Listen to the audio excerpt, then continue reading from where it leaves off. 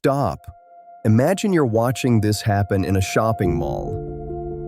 A complete stranger walks up to a woman, smiles, introduces himself, and asks for her phone number.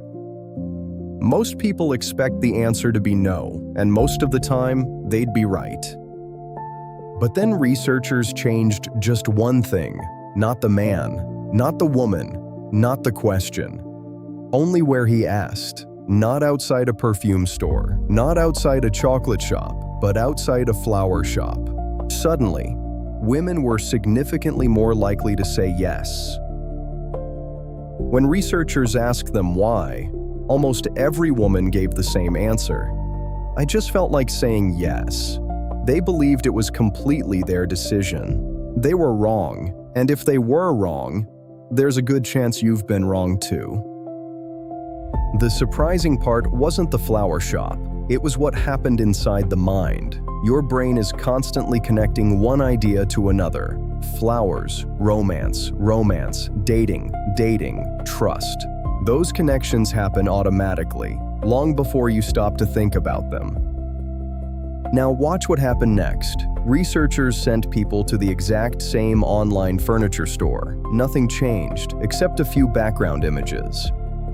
Half the people quietly saw soft clouds, the other half saw pictures of coins.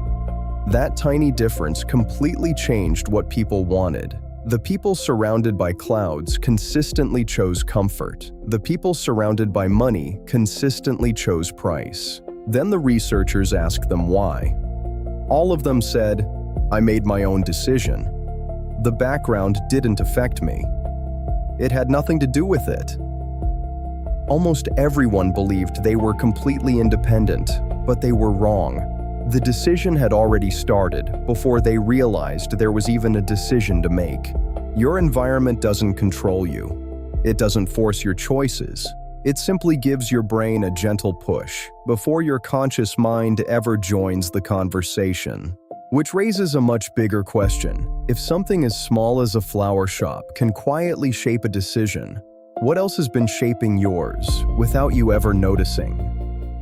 So maybe your surroundings aren't the only thing making decisions for you. What if a single number could do it too, without you ever noticing? Researchers invited real estate agents, professionals, experts.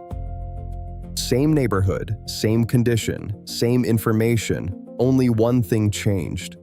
Higher price, higher valuation, lower price, lower valuation. I used my professional judgment. I know the market. They were wrong. Walk into an expensive restaurant. The first thing you notice might be a $500 dish. Its job was to change what $80 feels like. Numbers don't force your decisions. They quietly reshape them. What happens when the influence isn't a number, but another human being? By now, we've seen that a place can quietly influence your decisions. A number can quietly reshape your judgment, but neither of those is as powerful as another human being.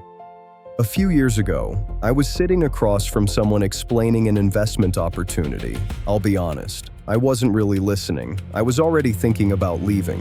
Then he said one sentence that completely changed the way I heard everything that followed. "This is the investment I'd recommend to my own mother."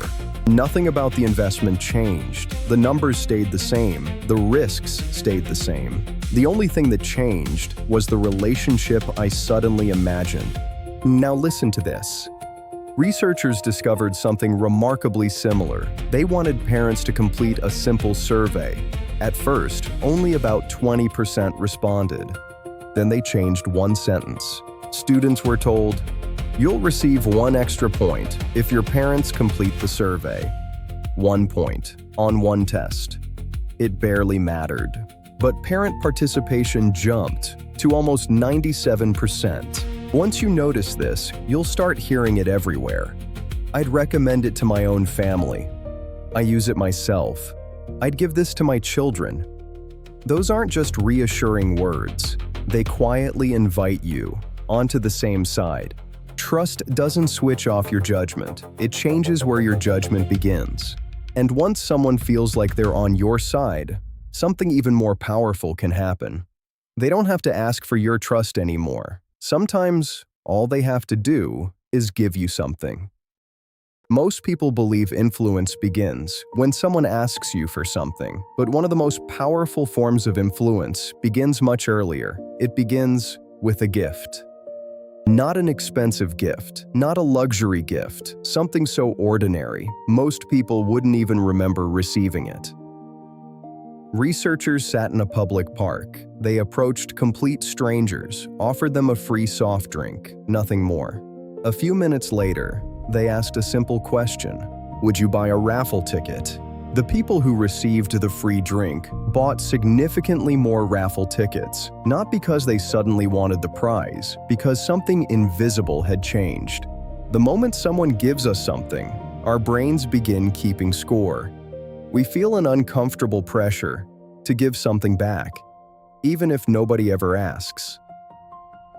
Once you notice it, you'll start seeing it everywhere. Free trials, complimentary consultations, welcome gifts, bonus offers.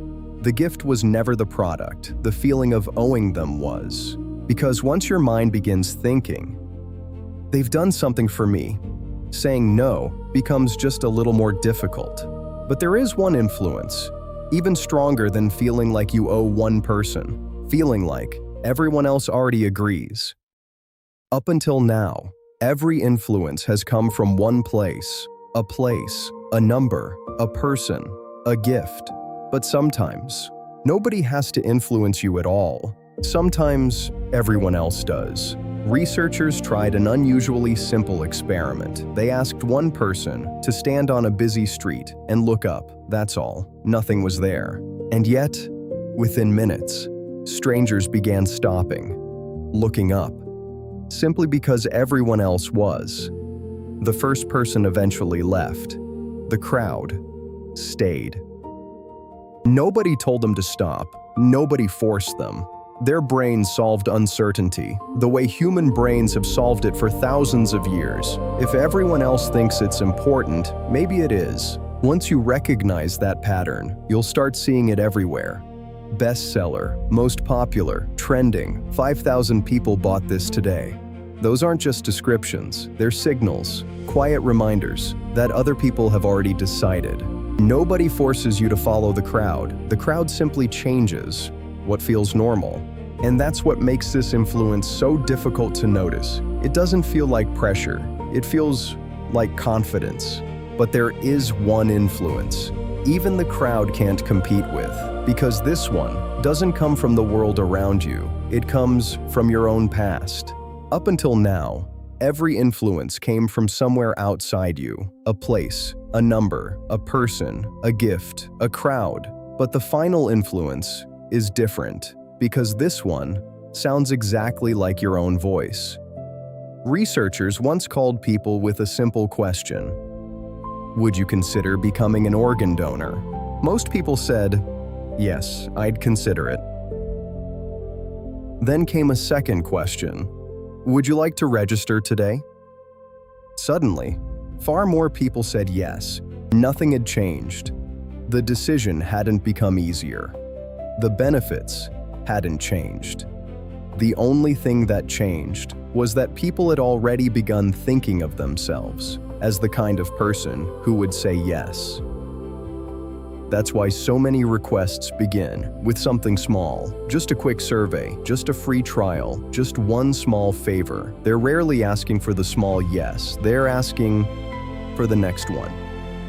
Because once your mind begins seeing itself as someone who already agreed, changing direction becomes surprisingly difficult. Not because somebody else trapped you, because your own identity did. And that's the most unsettling discovery of all. The strongest influence doesn't come from the world around you, it comes from the story your mind is trying to stay consistent with. Which means you thought you made the decision, but your brain had already started making it. But now, something has changed. Because now, you can see the hand. So, what have we actually discovered? The environment quietly nudges you. Numbers quietly reshape value. People quietly lower your guard. Gifts quietly create obligation. Crowds quietly create certainty.